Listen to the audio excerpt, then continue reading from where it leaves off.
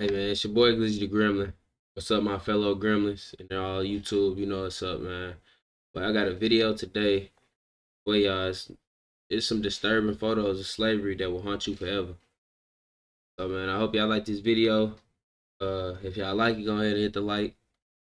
If y'all wanna, say something about it, go ahead and hit the comment section. Go ahead and hit them notifications. Hit that notification bell so I can get every drop. Go ahead and subscribe. All that good stuff, man. I ain't gonna talk too much. I'm gonna get to this video. Sure to subscribe so you don't miss more videos like this one. Members of the Ku Klux Klan deliver a Christmas gift to former slave Jack Riddle, 107 years old, and his wife Josie, 86 years old. The couple is receiving a radio as a Christmas gift from the Klan, a gesture that, although seemingly kind, carries a dark irony given the organization's racist and violent history against African Americans. The Klan promoted white supremacy and used such symbolic acts to try to soften its public image while continuing to perpetuate racism and segregation in the United States. In 1863, light-skinned enslaved children in New Orleans were portrayed in a series of photographs that gained significant attention. Although they appeared white, these children were legally considered black due to the one-drop rule, which determined that anyone with any African ancestry, no matter how small, would be classified as a slave. Such photographs were used to raise awareness, highlighting that these children with no visible African features could be seen as part of the community. This helped encourage support for the creation of schools for newly emancipated slaves in New Orleans. Here we see a demonstration of the bell rack, a device used by a slave owner in Alabama to capture runaway slaves. The contraption, fastened around the neck, had a bell at the top of a bar. When the enslaved person tried to escape through foliage or trees, the bell would ring, alerting the owner. The bell rack was also fixed around the waist of the enslaved person by a belt, limiting movement and making escape even more difficult. In this late 19th century photo from Brazil, we see an enslaved woman playing with her master's child. During the slave era, it was common for enslaved women to care for their master's children, performing domestic tasks and creating emotional bonds. For many white children, enslaved women were constant figures, seen as caregivers or nannies.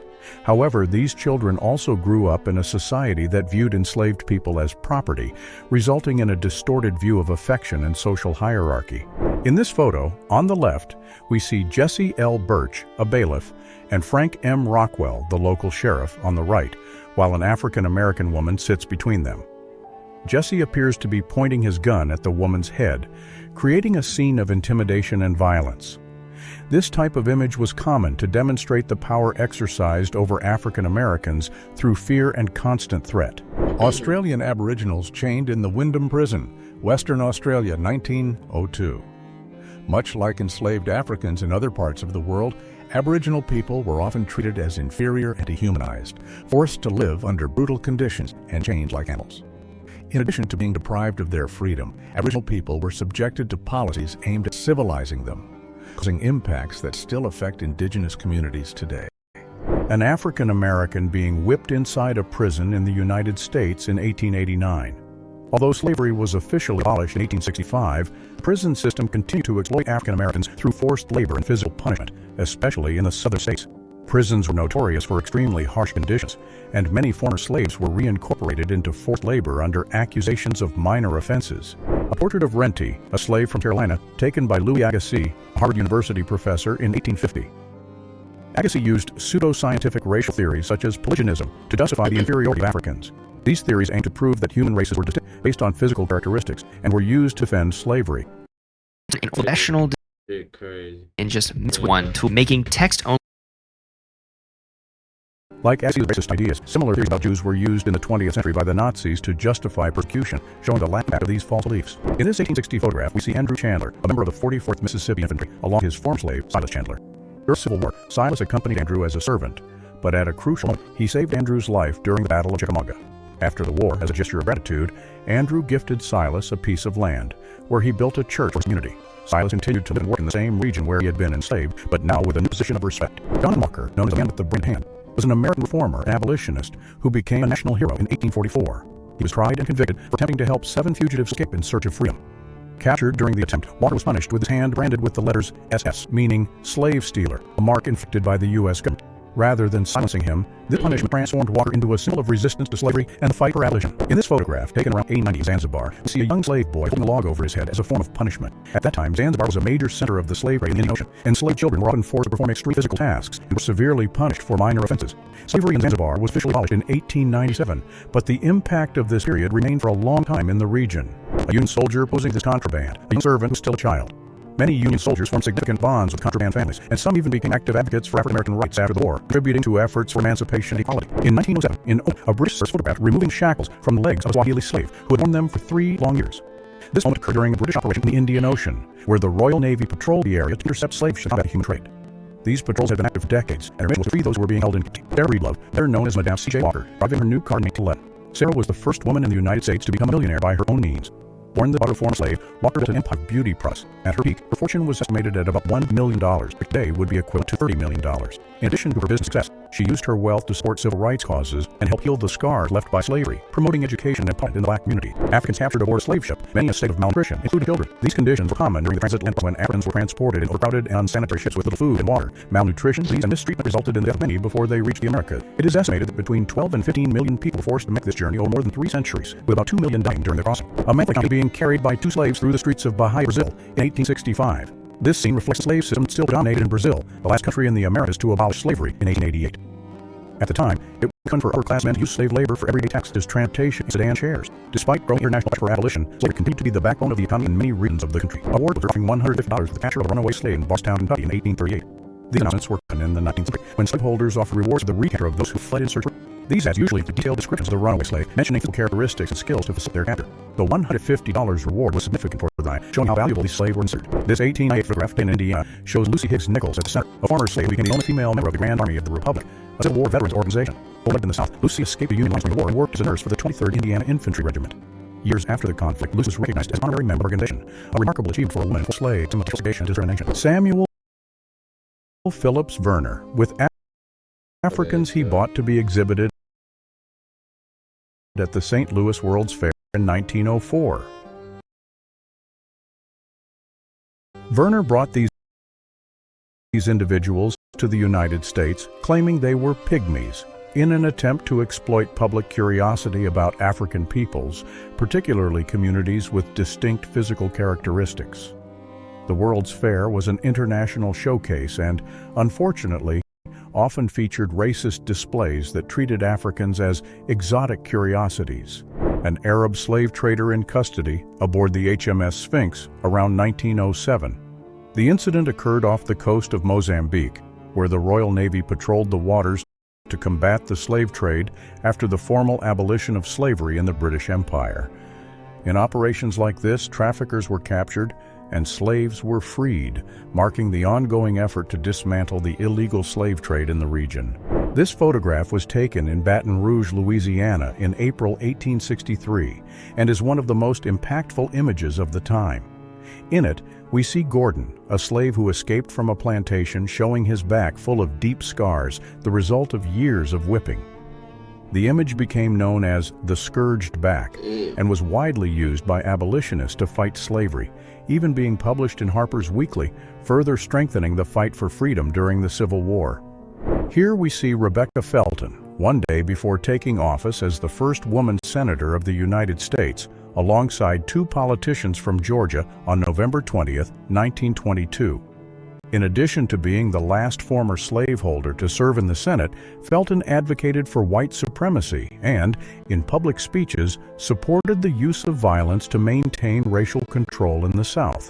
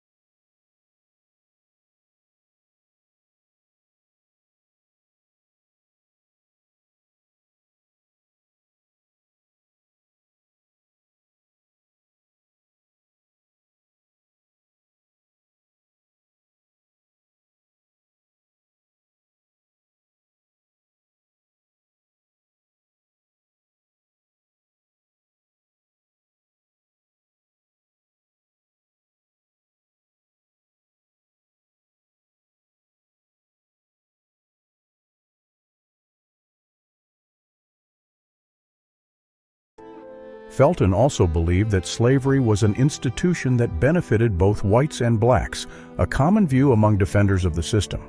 The man in this photo was cruelly branded by his owner, who carved his initial into the man's forehead as a symbol of ownership. He wears a collar designed to cause pain and prevent him from lying down or resting properly. The Union Army. Around 180,000 African American soldiers served in the Union Army, contributing to the victory over the Confederates. African American teenagers detained in the convict labor system in Florida. After the end of slavery, many African Americans were arrested for crimes like vagrancy, a vague term that allowed for the criminalization of almost any behavior. Once incarcerated, they were forced to work without pay for the state or leased to private companies. This system, known as convict leasing, emerged as yet another way to ensure a continuous supply of free labor and maintain control over the black population. This April 1939 photo, taken in Marshall, Texas, shows Win Willis, a former slave, holding the horn that was used to summon slaves for daily work. At the time of the photo, Willis claimed to be 116 years old, born on March 10, 1822. As taught to him by his former owner, Bob Wynn, when he was still young. Born in Louisiana, he lived to see the United States transition from slavery to freedom and shared stories about his past. A representation of the slave Anastasia wearing an iron mask, one of the many instruments of torture used during the slavery period in Brazil. These masks prevented the person from speaking, eating properly, or even breathing easily, and were mainly used to silence those who attempted to rebel or disobey their masters. Anastasia's story made her a symbol of the struggle for freedom, showing the inhumane conditions many enslaved people faced in Brazil. Enslaved Africans picking cotton under the supervision of an overseer. This scene was common on plantations in the southern United States, where enslaved labor was the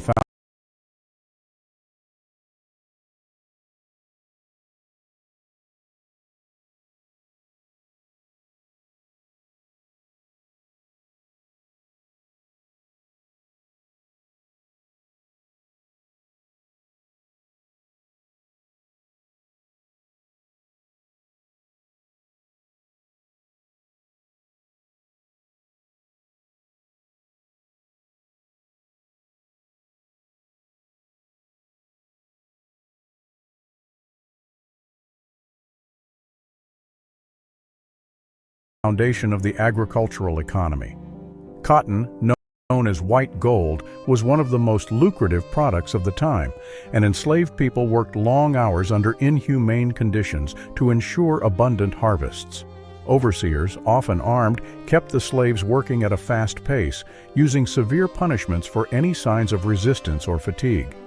In this 1897 photograph, we see coolies sorting tobacco leaves under the supervision of a Dutch overseer in a warehouse in Delhi, Indonesia.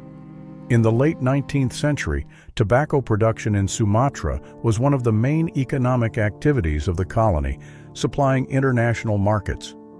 These workers, often from China and India, were hired under precarious conditions, facing long hours and low pay. The use of coolie labor was common in Dutch colonies and was fundamental to the growth of the tobacco industry at the time. Omar Ibn Said, an Islamic scholar who was captured and sold as a slave in the United States. Before his capture, Omar was a respected scholar in his homeland of Senegal, where he received formal education in Islamic theology and mathematics. He was captured during a local conflict and trafficked to America, where he was enslaved for more than 50 years. In this 1880 photograph, we see sugarcane cutters in Jamaica taking a break to eat sugarcane during their work on plantations. Sugarcane was one of the island's main industries, driving both local and international economies. The workers, many of whom were descendants of African slaves, played a crucial role in the cultivation and harvest of this raw material. Even after slavery was abolished in 1838, many former slaves and their descendants continued to work on the plantations under difficult conditions, as Jamaica's economy still heavily relied on sugar exports. Thomas Mundy Peterson was the first African American to vote in an election after the passage of the 15th Amendment. Sometimes trying to find the perfect melody to fit your track is a struggle. But you ain't got to struggle. You can just get arcade. Amendment to the Constitution, which guaranteed the right to vote to all male citizens, regardless of race. In March 1870, Peterson made history by exercising this right in a local election in Perth Amboy, New Jersey. His vote was an important milestone in the fight for racial equality, especially during the Reconstruction period when African Americans began to participate more actively in the political process. The slave market in Atlanta, Georgia, in 1864, was one of the many human trading centers that existed in the southern United States before the end of the Civil War. In these markets, African American men, women, and children were sold as commodities, often separated from their families. When the Union occupied Atlanta during the Civil War, many of these markets were destroyed, symbolizing the decline of slavery in the United States. In this autumn 1910 photo from Pitt County, North Carolina, we see a convict gang resting after working on road construction. The prisoners were transported in the wagons visible in the image, which had bars on the sides resembling cages to keep them confined during transport. These mobile wagons allowed labor to move from one location to another as needed, aiding in road construction. The interior of a slave pen in Alexandria, Virginia, around 1865. These locations served as holding centers where slaves, often separated from their families, awaited auction.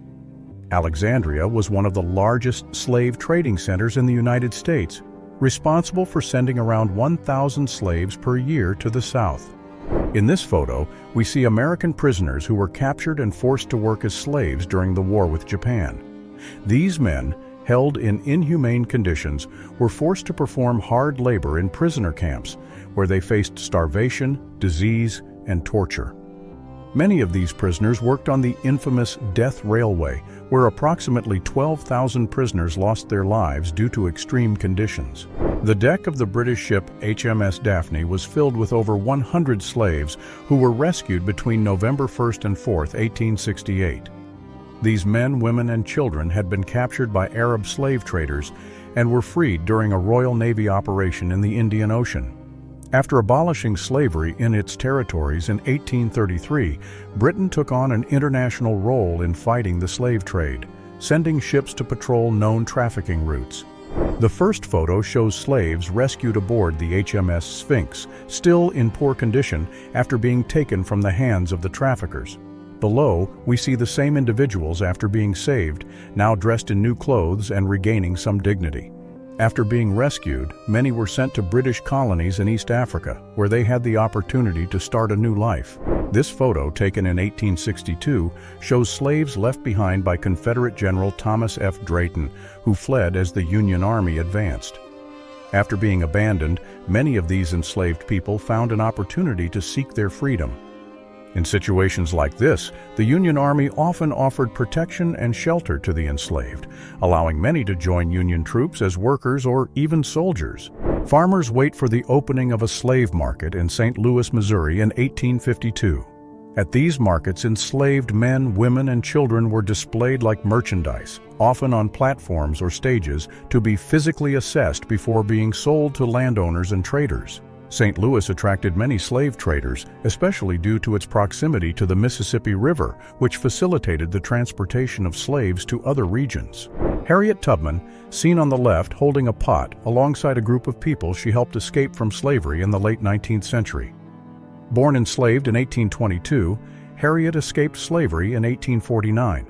After her escape, she returned to the South multiple times, guiding about 70 enslaved people to freedom through the Underground Railroad.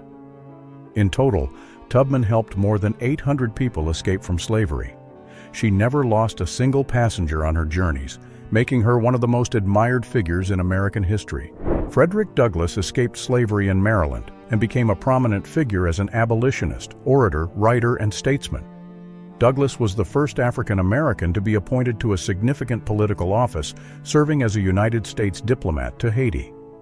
His personal example directly refuted slaveholders' claims that enslaved people lacked the intellectual capacity to be independent citizens.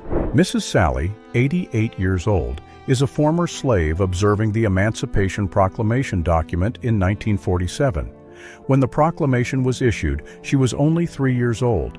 Although she grew up in freedom, her life was marked by challenges. During a period when the civil rights struggle was beginning to gain momentum, her experiences reflected the difficulties many African Americans faced in trying to build a dignified life in a country still grappling with the legacies of slavery. Slaves working on a coffee plantation in the Paraíba Valley, Brazil, one of the country's main production regions during the 19th century. Coffee plantations played a central role in the Brazilian economy, with coffee becoming the primary export product. The slaves, who formed the backbone of the labor force, were responsible for planting, harvesting, and processing the beans. At the height of coffee production in the Paraíba Valley, it is estimated that more than 1 million slaves were used to meet the growing international demand. Former female slaves attending a convention in Washington in 1916. These meetings provided a space for former slaves to share their stories, celebrate their freedom, and discuss the issues that still affected their lives and future generations. Although slavery had been abolished more than 50 years earlier, many challenges, such as discrimination and inequality, still persisted. These gatherings represented the ongoing pursuit of justice and equality. Here we see the Shores family in Custer County, Nebraska, in 1887. Rachel and Jerry Shores, third and fourth from the left, were among the former slaves who settled in the region after abolition. These settlements marked the presence of African Americans in the Old West, where many former slaves sought land and freedom. Like other Western pioneers, these freedmen's families helped shape the American frontier, building farming communities and facing challenges such as harsh weather and isolation. Slaves and workers on a Cuban plantation during a midday break, 1863. Cuba, as one of the last Spanish colonies to abolish slavery, still relied heavily on slave labor in its sugar and tobacco plantations. The image captures a rare moment of rest for the workers who faced long hours under the tropical sun. Here we see Villa Americana, a colony founded by former Confederates who migrated to Sao Paulo, Brazil, after the Civil War. About 10,000 Confederates fled after their defeat, seeking a new home in Brazil, where slavery was still legal until 1888. They established farming communities like Villa Americana, bringing their cultural practices and the use of slave labor to these new lands. To this day, many descendants of these Confederates still reside in the region, and their traditions remain alive, blending Brazilian and southern United States influences. In this 1862 photograph, we see slaves on J.J. Smith's plantation in South Carolina. Cotton plantations like J.J. Smith's relied almost entirely on slave labor to sustain the southern United States economy. It is estimated that by the mid-19th century, the export of cotton produced by slaves accounted for more than 50% of American exports, showing how deeply the country's economy was connected to forced labor. A church service celebrating the signing of the Lei Áurea, the law that officially abolished slavery in Brazil, signed on May 13, 1888. On the left, we see Princess Isabel, heir to the Brazilian throne, who signed the law. The abolition was the result of years of pressure from abolitionist movements, and Princess Isabel's signing of the Lei Áurea was a decisive moment, making Brazil the last country in the Americas to abolish slavery. The former beauty queen Miss Wyoming, Joyce McKinney, was arrested by police after kidnapping Mormon missionary Kirk Anderson in an incident that shocked the public. In 1977, McKinney took Anderson from his church in England and held him captive for 3 days, forcing him to be her slave.